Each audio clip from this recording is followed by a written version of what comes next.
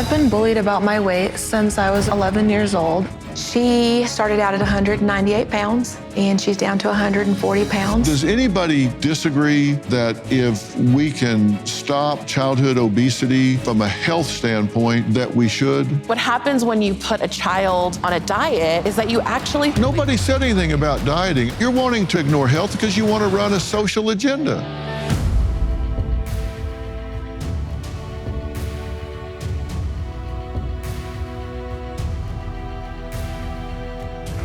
This may sound shocking to you, but we've reframed an obesity epidemic that affects nearly 20% of children in America, and we know it will have significant lifelong health consequences: heart disease, breathing problems, joint problems, gallstones, anxiety, depression, greater risk of stroke, and many types of cancer. Now, that's some pretty negative outcomes, don't you think? So how are we going to handle it? By embracing the body positivity movement? It's a movement that promotes acceptance of all bodies, regardless of size, shape, skin tone, gender, and physical abilities. Even those who push body positivity have fallen victim to the tragic effects of obesity. Now, these 4 social media influencers were swept up by the movement that claims obesity is perfectly healthy. The tragic truth is they have all died under the age of 45 from health issues related to obesity. Now look, there's nothing wrong with loving ourselves or our bodies if we're being realistic about what love means. Now, Susie and her 14-year-old son both had a reality check when they were each pushing over 300 pounds. Susie says she found a miracle way to lose weight, and now she wants her son to have a shot to thinness as well.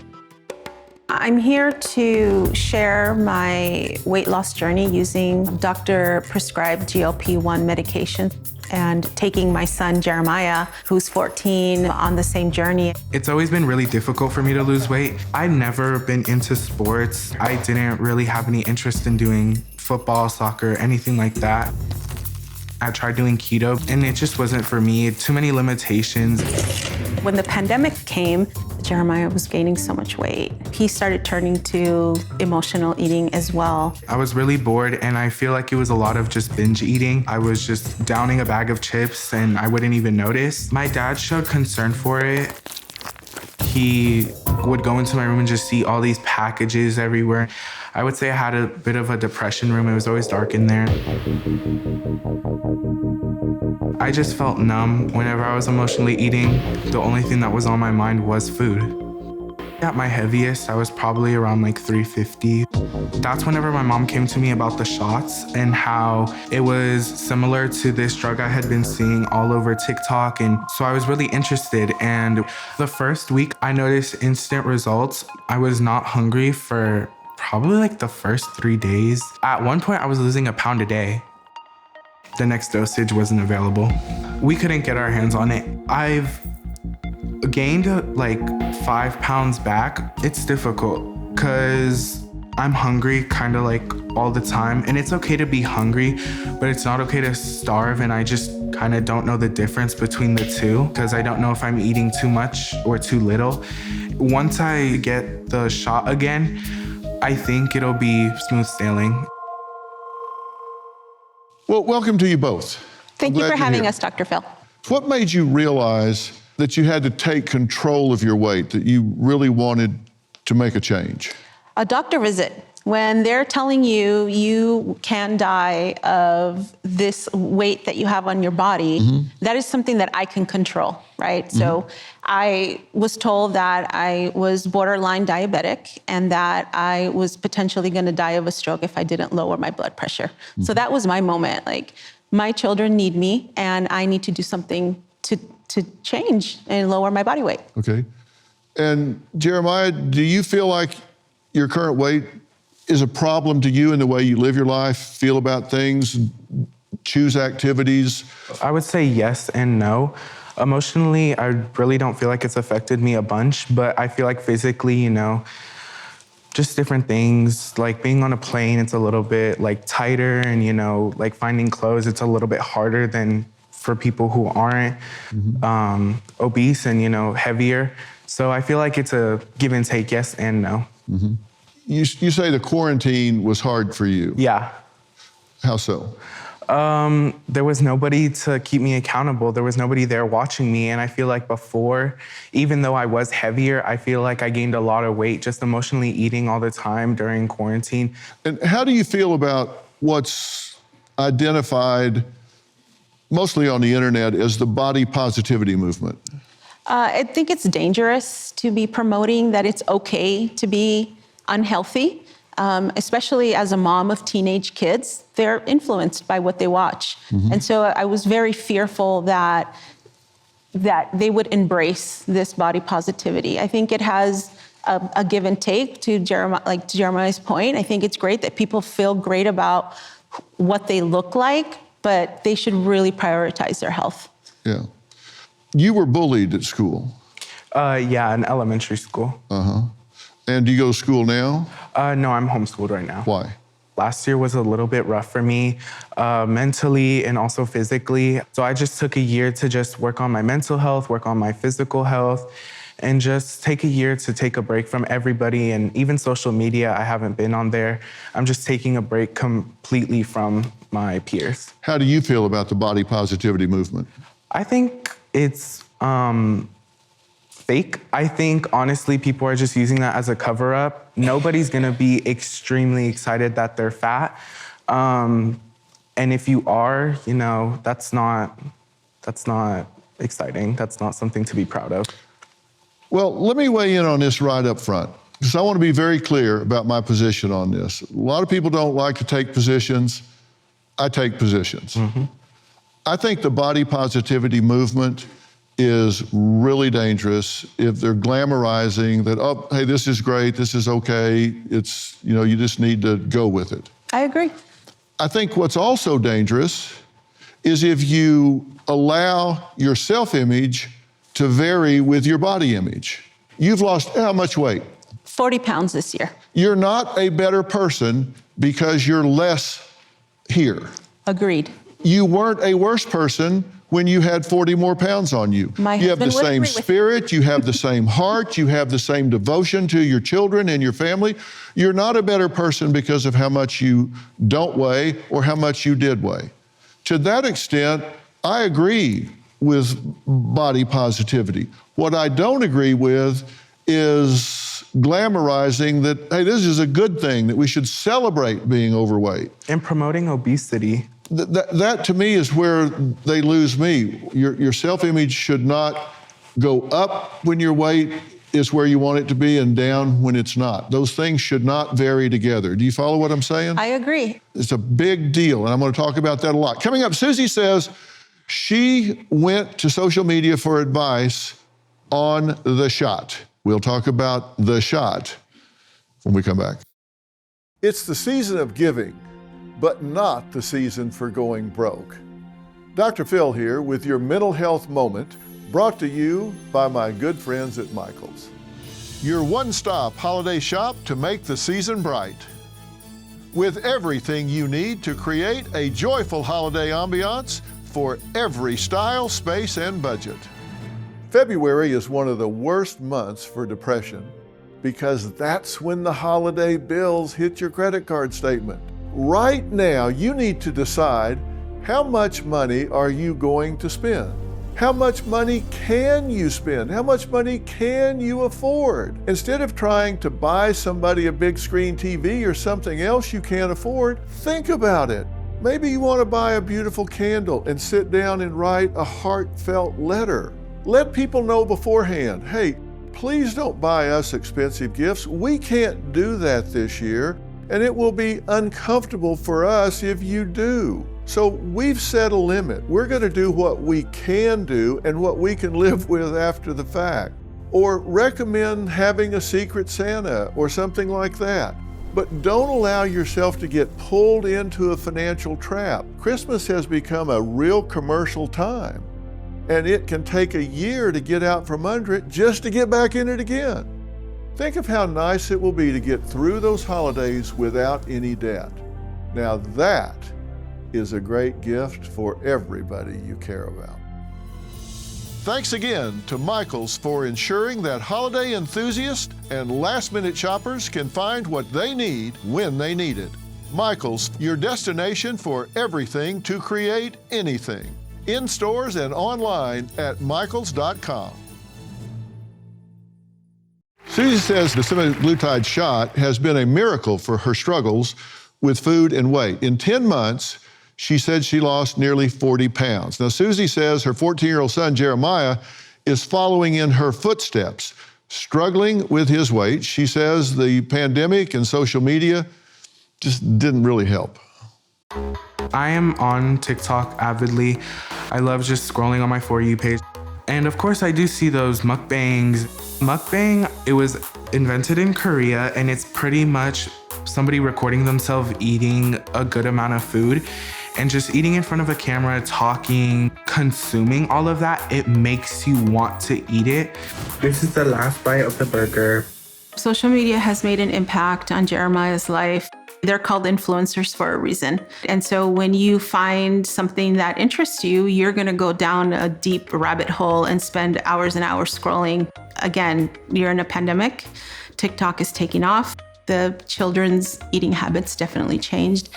Oh, let's make the frothy coffee. Oh, I just saw this recipe on, how to bake a cake from a mug in the microwave. Like there was one of the chicharron challenge where you deep fry a pork belly and you dip it into guacamole. When you are trying out a recipe on the internet, on social media, that doesn't give you the calories. He definitely needs nutrition. I don't think he has the mental maturity to understand what it can do to your body. Okay, so Susie, what's your journey been like on this? I take these weekly shots and it helps me feel full, and it gives me the control that I need to make the right choices of the foods that I should be eating. Okay. And you've tried to lose that 40 pounds for how long before? I've been trying to lose this 40 pounds since the last 3 years. I started a new job and I was back at a heavy weight, and I knew that eventually I was going to meet these people in person. And, you can only look so beautiful and thin behind a Zoom. So I tried to, follow trainers on the internet. I tried to try different diets, but it just wasn't sustainable for me, and I didn't feel motivated. I lost my sense of community. Okay. Zoom doesn't have filters like... Yes, you can do that. It does? Yes, it does. Yeah, it does. They could. That's what I should do. Look like I have a cat on my head. So it's worked for you. Have there been downsides to it? There are some side effects where when you first start taking it, you feel tired, a little bit of nausea. So that's really the only thing that I went through.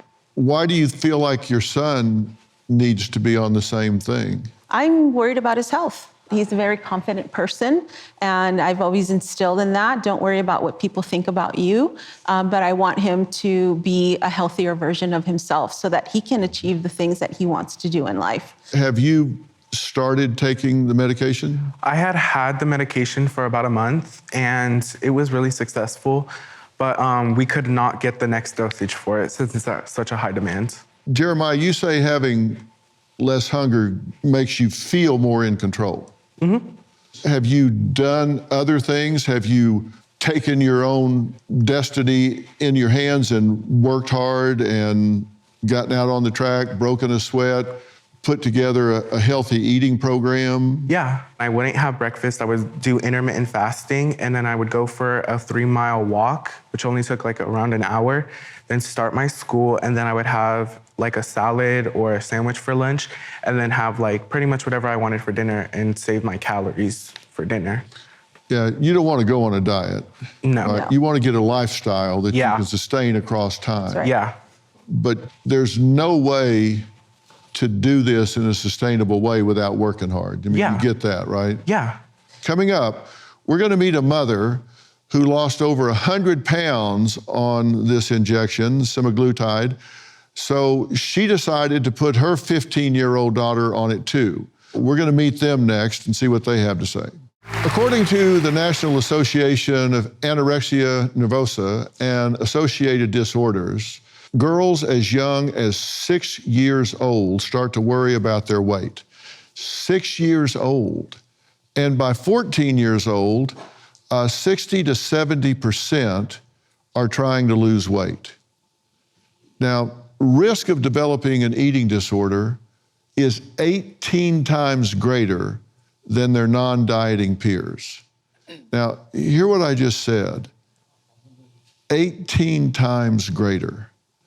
Now, Dena says that she's been overweight since she was 10 years old. It's a battle she's fought all of her life until she found the semaglutide medication, where she's now lost 100 pounds. So she decided to put her 15-year-old daughter on it as well. I started taking GLP-1 medications October 31st of 2022. And I went from 366 pounds, and I just weighed in today at 229 pounds. I have tried so many different methods as far as losing weight. However, the thing that's different with the GLP-1 medication is up here. I'm not thinking about food all the time. My daughter Demi has seen me on my journey with the GLP-1 medication. And when they come out on the market for 12 to 18-year-olds, she asked me what I thought about her starting her own journey. Right. My first memory of struggling with my weight is the summer after 6th grade. I was hungry a lot, and I would constantly eat chips, and I gained 20 pounds. She started out at 198 pounds, and she's down to 140 pounds. First one, how do you feel? It was kind of scary because I didn't know how to do it. At the end of the first month, I'd probably lost a total of 10 pounds. This medicine has not only helped me want to live my life, but it's also made it a lot easier to. I have seen my daughter's journey cause her to blossom in so many ways. What parent does not want their child to just flourish and blossom in life?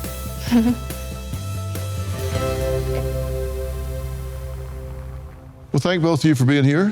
Thank you for having us. This has been a lifelong issue, right? Absolutely. And you've seen doctors about this. Yes. A lot of times doctors in the past have said diet and exercise, calories in, calories out. Mm-hmm. And I've done that my whole entire life. Mm-hmm. Calories in, calories out. Mm-hmm. And even gone to the extremes of having a weight loss surgery 20-some years ago. Mm-hmm. And even with the weight loss surgery, I still didn't lose all of the weight that they had anticipated losing. I still had the food noise in my brain of wanting more food even when I knew I wasn't hungry. Mm-hmm. And so then I found the GLP-1 medications many years later. Mm-hmm. And how's that worked for you?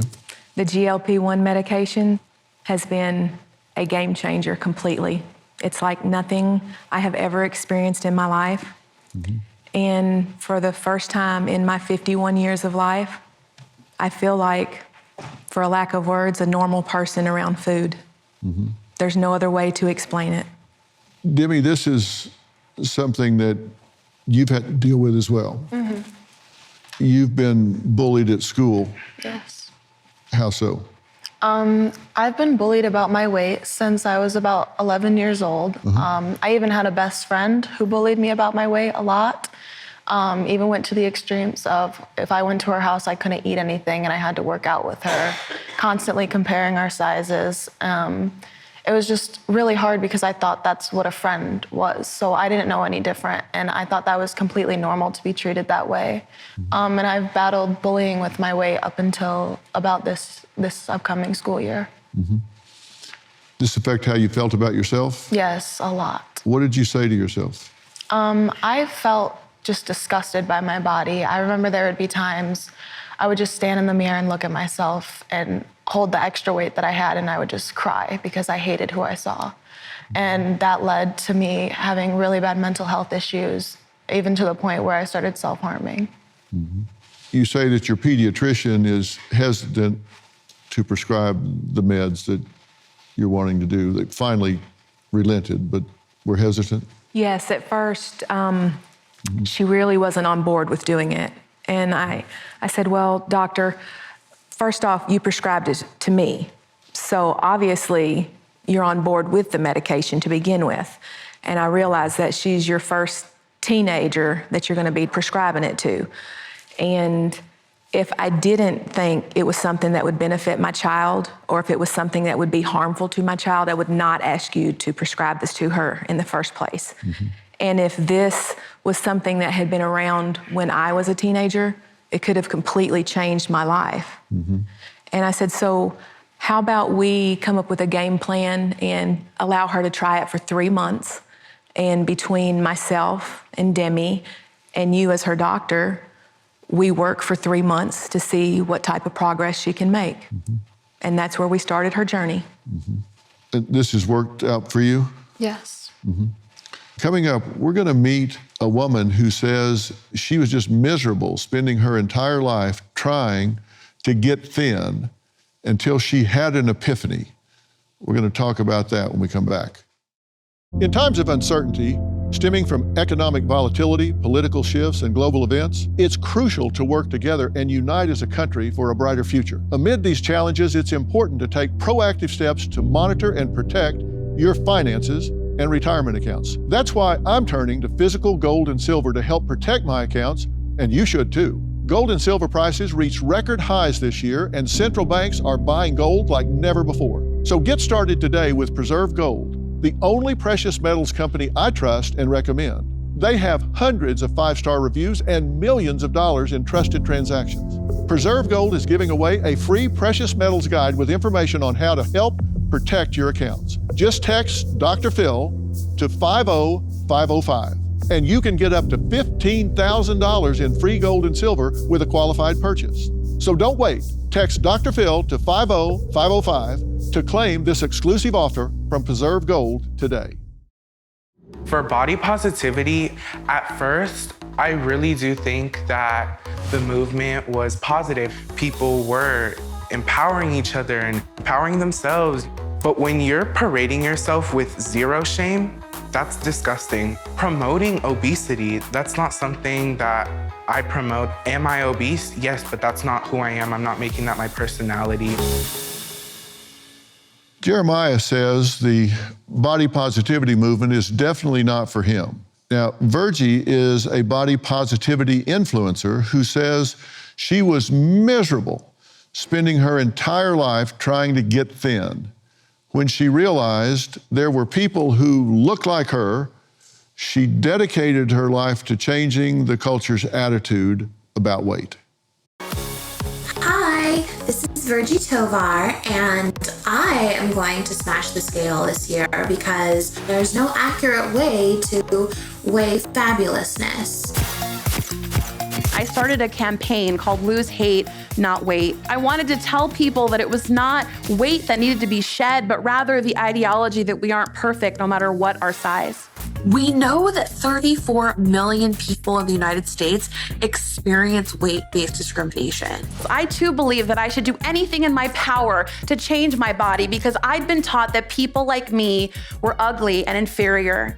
Thankfully, I found fat positive and body positive community who kickstarted my recovery. They taught me that food restriction was bad for me, that body size is largely determined by genetics, not how someone eats, but at the end of the day that all bodies deserve to exist, to be celebrated, and to be fed. Let's get a chubby round of applause for that, shall we? Also joining us is Dr. Jamie Seaman, who is an obstetrician gynecologist specializing in nutrition, exercise, and health science. She is also a current fellow in integrative medicine and a board-certified ketogenic nutrition specialist. She believes there's only one way to live, and it's not being overweight. Welcome to both of you. I'm glad you're joining us. Thank you. You've been listening to everything we've been talking about. What did you want to say? I used to wake up every day and my first thought was, I hate this body. I hate this body. And I came to body positivity through that pain, through that sense of, I've done a lot of things, I'm tired of living like this. And then when I went to graduate school and I started researching how weight impacted, how societal views on weight impacted things like gender. And I began to find that not only was there a strong human rights argument for ending weight discrimination, but that there was a strong evidentiary base for our views on weight and our approach, our medical approach, not having a holistic respect for the actual body of data. I think what's challenging, last thing I'm gonna say, I don't wanna talk too much, but I think a lot of our culture looks at weight through kind of a peephole. We've got that one data point that people in larger bodies have these different health outcomes than people in smaller bodies. And that's an important data point, but there's a lot of other data points around it that tell a much bigger story. Let's talk about the data point that you are talking about, because when you look at the effects of being overweight on health and on the human body, and the risk that it imposes on the body in terms of mortality and disease, it is profound. If you're obese, you're 7 times more at risk for diabetes, 6 times more at risk for hypertension, 4 times more at risk for arthritis, 3 times for asthma, and 4 times for just having fair to poor health, as opposed to someone that is not carrying the additional weight. And that's not an opinion, that's fact. Doctor, am I telling this straight? Yeah, you are. And I want to highlight something. I'm a human. I give compassionate care to my patients. I've not always been this healthy in my own life. I've struggled with my own body image issues. Obesity is a problem in America, and it's a problem for our long-term health and longevity, but there are thin people who are not healthy too. Sure. So I think we need to really separate this idea of what somebody looks like and that is what health is. Because what does health look like? My job as a medical doctor is to physically examine you, to talk to you, to check your vital signs, check some lab work, and that's really what determines how healthy or unhealthy you are. And you don't disagree with what I was saying about the need to separate body image and self-image. Yeah, no, I don't disagree. And I think also it's important to understand, for example, it's really difficult to look at health outcomes in a vacuum. There's a story here. There's the loss, where there's really high mental health, plateau, and then there's the sort of the regain, which is very, very damaging for both the mind and the body. So I think kind of— But what's the point? The point is that this is the story of weight loss. That the story, people in my profession don't even call it weight loss, we call it weight cycling.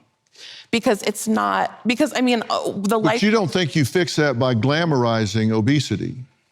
Well, I'm just saying that when we look at the data, which is that fundamentally this is what happens when you put somebody on a diet or you put them on a weight loss journey. What happens is they're gonna plateau and they're gonna restore, they're gonna regain. And this is the body's survival mechanism. It's actually really positive, but our culture sees it as a failure. Okay, I'm gonna let you respond to that when we come back. Okay. Well, tonight we're talking with 2 mothers, Susie and Dena, who say they want their teens on the semaglutide medication to help them with their weight. Now, Dr. Jamie Seaman is here, and body positivity influencer Virgie both believe the shot is not the answer. Now, I want to ask the audience here, I want you guys to take a poll. So grab your devices. Would you put your obese child on a prescription medication for weight loss? Hit 1 for yes, 2 for no. 1 for yes, 2 for no. All right, the results are in. It'd be great if elections worked this way. 58.9 say no, 41.1 say yes. Very interesting, okay. First, doctor, what's your response to what Virgie had to say? Well, she's discussing the fact that many obese people lose weight, plateau, and regain. This is an absolute problem because we haven't really fixed the root problem. We really are focusing on the wrong thing. We're focusing on how fat people are, how obese people are, how much body fat they have, which is not what we should be focusing on. The problem that we have in America is we're overfed and we're undernourished, and we're not focusing on muscle and lean tissue. When somebody loses 100 pounds, even on GLP-1 medications, we know on average 30 to 50% of that weight loss can be lean tissue, can be muscle. And you're putting that patient in a state where they may be just as metabolically unhealthy as if they hadn't been on the medication. And we know when they go off the medication, at a year, on average, they regain 2/3 of the weight. So although this is an excellent tool, I myself have prescribed these medications to some patients, we're not fixing the problem, which is putting ourselves in an environment to thrive by how we eat, how we move, how we sleep, how we mitigate stress, our relationships. Virgie did highlight something. This is a biopsychosocial problem. We have a biological problem within our bodies. We're obese, we're inflamed, we have diabetes, but we're in an environment where there is a psychology behind it and there's a social environment behind it and how we raise our children. So this is a difficult problem to tackle. Medication can be a tool, but it's not going to solve the long-term crisis. What do you think about the movement? And I'm not saying that this is tied to you, but the movement where it is not just depicted, but actually glamorized to be obese, that this is something to be celebrated. So I have two issues. The first one is I'm a medical doctor. So it's my job to help patients stay healthy and to live amazing lives. It's not my job to look at their social media and determine how good or bad their health is, right? So that's the first part of it. The second part with the body positivity movement is that it's created by industries to sell products, right? We want people to feel confident, yes, absolutely. But if you're looking to the beauty industry for external validation, that's what it is, it's external appearance, that's what the body positivity movement is. They will chew you up and spit you out every time. What people really need to understand is that it's self-love. If you don't love yourself, nobody else can. So this starts at a really deep part down in our core, and we've all lived different lives and different experiences that have given us that internal language, but that's really what body positivity is about. I know people who are lean bodybuilders who don't love their bodies, all the way to the other end of the spectrum, and it is a problem, but glorifying disease processes and pathology, in my opinion, just isn't the answer. Yeah, and I worry about what gets fed to young people on the internet. They feed them this toxic information that creates emotional upset to get them invested in it. And that's, I'm telling you, when you have a generation that is not living their lives, but they're virtually living their lives and watching other people live their lives, they're very vulnerable to that. And every one of you parents needs to be aware that your child is not just being exposed, they're being targeted. They're being targeted for money at their expense. We'll be right back.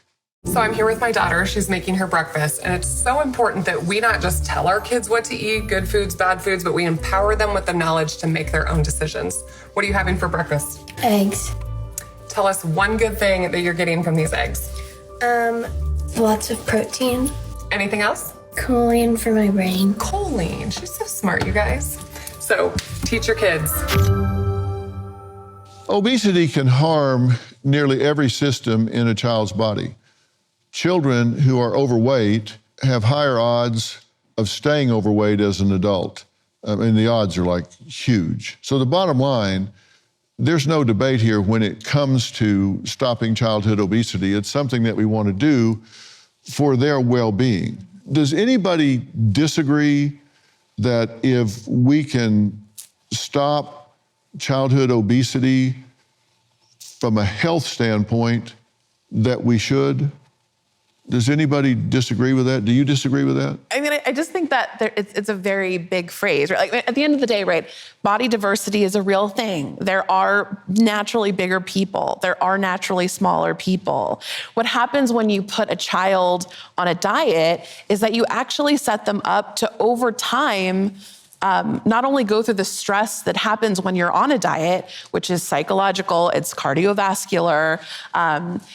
Long-term dieting sets people up to gain weight over time. Nobody said anything about dieting. I said if you can push a button and keep a child from experiencing obesity, that's not what I asked you. I'm saying you're wanting to run an agenda about discrimination. And it's ignore not an agenda, health. But no, I don't want to health. I don't want to ignore health at all. I'm saying that you do want to ignore health because you want to run a social agenda. But Dr. Phil, I mean, we had a young man sitting right here in this chair that said he's very young. He doesn't love his body. He wants to lose the weight. So how do we support him in that endeavor? Yeah, that's my point. And that seemed to me like a question that anybody would say yes to. If you could stop childhood cancer, would you say yes to that? Well, I think what's hard is we're using the word obesity when there's actually body diversity, right? Like there are people in this room who have children who are naturally in larger bodies. Well, there's also health diversity. That doesn't mean that you wouldn't want to eliminate some of that diversity. As a mom who has an obese child, I want them to be a better version of themselves. When you think about, and this is probably another show, healthcare cost in the US, right? Where are we gonna spend our money, right? Do I spend it now in investing in him and being a better version of himself?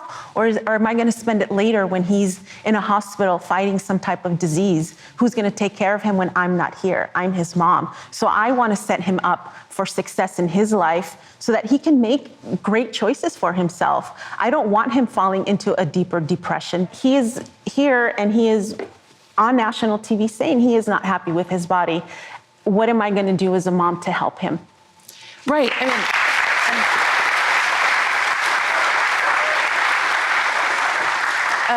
I don't want to disrespect you as a mom.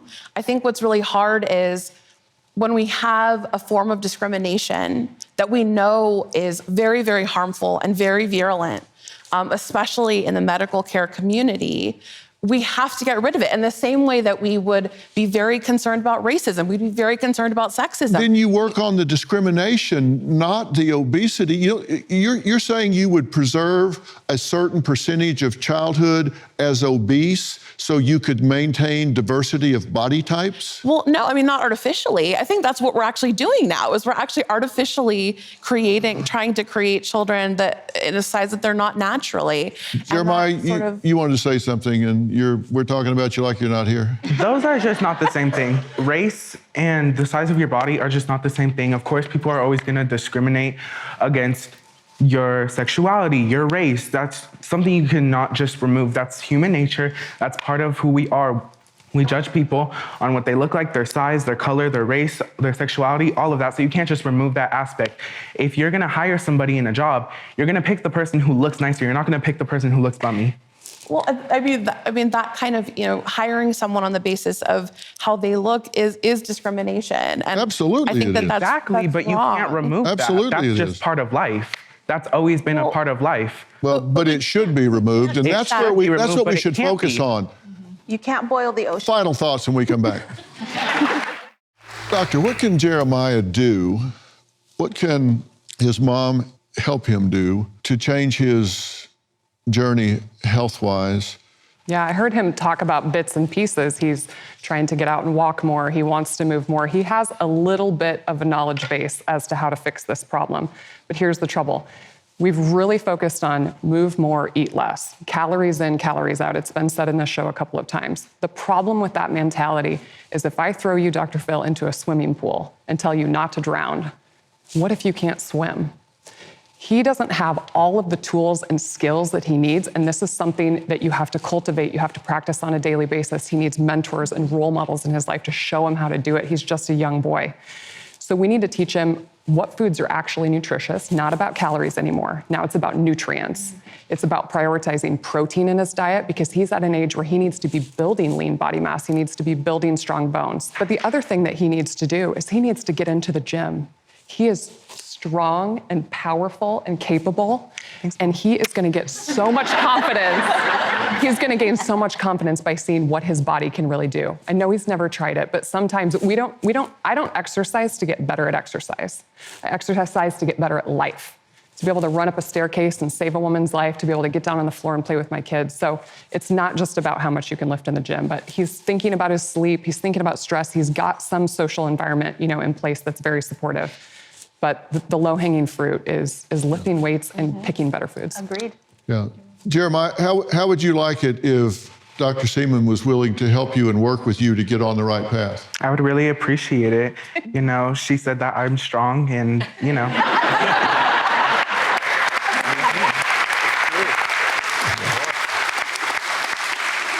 Yeah, his mama didn't raise a fool. And you are willing to work with him and help him, right? I'm willing to work with both of you. I would love to stay in contact with you. I'd love to support you in any way that I can. I'm a mom of 3 daughters, and I know what world our kids are living in, and it's tough out there. I want to thank Dr. Jamie Seaman. Virgie, thank you so much. We don't agree on everything, but we agree on a lot, surprisingly.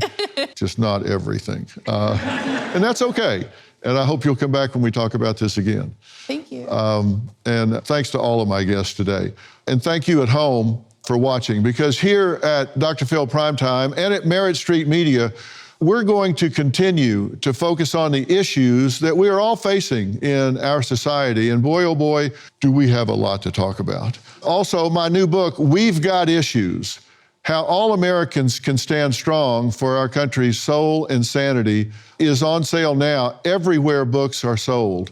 And I get very down to the nitty-gritty in there. And you may not agree with everything I say, but it will certainly be thought-provoking. I'll guarantee you that. There's so much going on here right now. A new book, a new network, a new season of Dr. Phil in Primetime. To keep up with it all, text me at 59627. Simply type Phil and we'll keep you posted every step of the way. Every episode of Dr. Phil Primetime is because of you.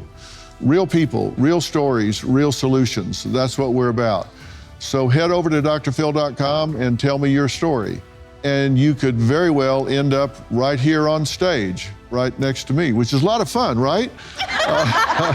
For more information about tonight's show, log on to drphil.com.